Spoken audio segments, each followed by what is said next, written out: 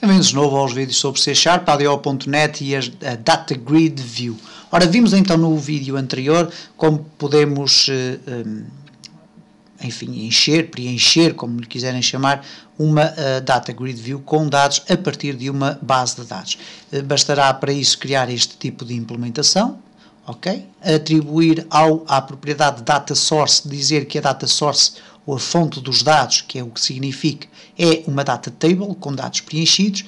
É evidente que se eu procurar aqui colocar uma data table que não tem resultados, neste caso where id socio é igual a valor qualquer astronómico que não existe, reparem o que é que vai acontecer. Eu vou executar, não vão aparecer dados, apenas vão aparecer os cabeçalhos. Ora, vamos então começar aqui a explorar estas situações. Em primeiro lugar, eu vou aqui voltar a preencher a minha Data Grid View com valores para podermos ter aqui uma visualização do resultado. Ora, o que eu vou querer é, por exemplo, eliminar aqui este espaço. Não quero que este espaço, que aparentemente é inútil, esteja aqui apresentado. Então, para isso, eu vou simplesmente fazer o seguinte. Nas minhas propriedades, vou aqui ao rows either, que por defeito está visible igual a true. E eu vou definir false.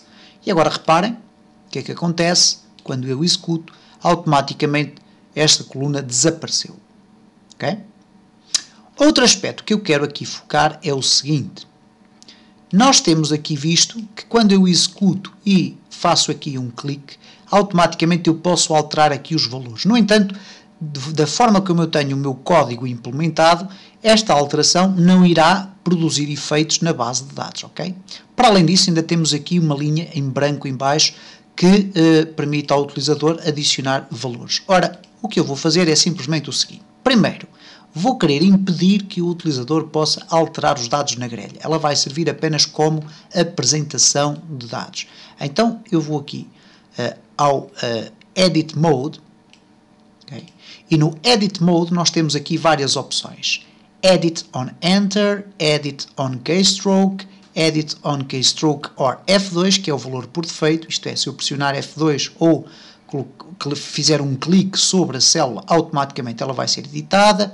Edit on F2 e aquela que me interessa é o Edit Programmatically, isto é, eu só posso alterar os valores da minha data table se for através da programação. Okay? Então eu, ao selecionar aqui o Edit Programmatically, estou a impedir o utilizador de poder alterar os dados que lá estão. Reparem, se eu agora executar o código, preencher a minha data table, se eu fizer aqui um clique para tentar alterar valores, eu não consigo alterar os valores da minha tabela. O que já é um bom princípio, porque me garante a integridade por completo dos dados. Outro aspecto fundamental é aqui este. O facto de continuar a aparecer aqui uma linha em branco que não faz absolutamente sentido nenhum, porque eu não posso fazer nada com ela. Ora, como é que nós fazemos isso? Essa linha em branco aparece pelo simples facto de, por defeito, a Data Grid View permitir que o utilizador adicione novas linhas à grelha.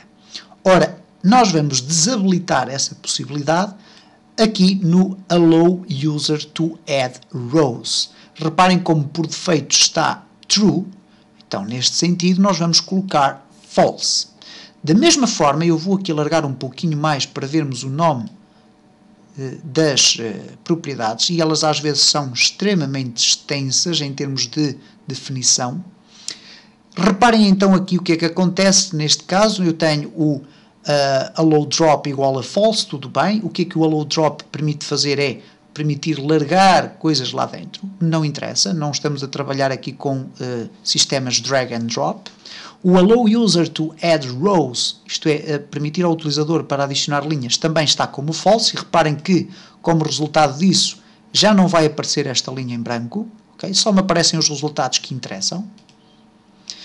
Temos também ainda aqui o allow user to delete rows, ora, apagar linhas, não queremos, então false. Okay? Depois temos o Allow User to Order Columns, que por defeito está falso. Ora, o que é que isto significa? Significa que ao executar, se eu quiser arrastar aqui uma coluna e alterar a sua ordem, eu não posso. Vamos verificar o que é que acontece se eu tornar esta order para True. Neste caso eu vou executar e reparem, eu posso aqui selecionar e alterar os valores.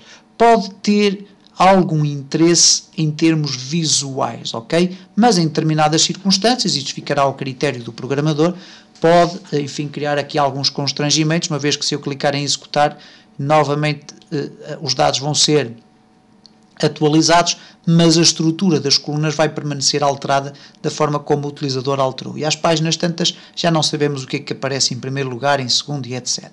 Vamos, portanto, por defeito deixar aqui em false, mas ficam então com este conhecimento.